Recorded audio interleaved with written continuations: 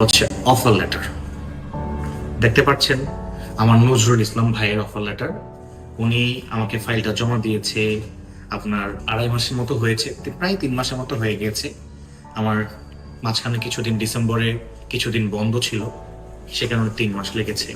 এই অফার লেটারটা 6 পেজের হয়ে থাকে, ঠিক আছে।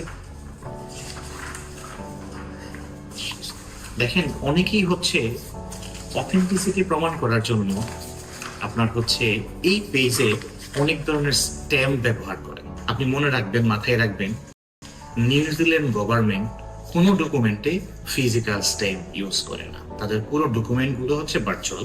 এটা হচ্ছে তার অফার লেটার, এইটা হচ্ছে তার ভিসা। দেখতে পাচ্ছেন 9 ফেব্রুয়ারি এটা হচ্ছে ইস্যু হয়েছে। তো এই হচ্ছে তার নাম নজরুল ইসলাম, তার ডেট অফ বার্থ, তার পাসপোর্ট নাম্বার, এটা হচ্ছে তার ক্লায়েন্ট আইডি। দেখতে পাচ্ছেন। তারপরে এইটা দেখেন, দেখেন এই ভিসাটা যেটা দেখালাম আপনাদেরকে, অনেকেই হচ্ছে ভিসা কপিটা আপনাদেরকে দিতে পারবে পিডিএফ ফেক তৈরি করে, যেহেতু এটা ই ভিসা। এই যে হচ্ছে একটা ডকুমেন্ট, এটা খুবই ইম্পর্টেন্ট একটা ডকুমেন্ট। আপনারা দেখেন এখানে visa verification service inquiry record, এটা নিউজিল্যান্ড ইমিগ্রেশনের পোর্টাল থেকে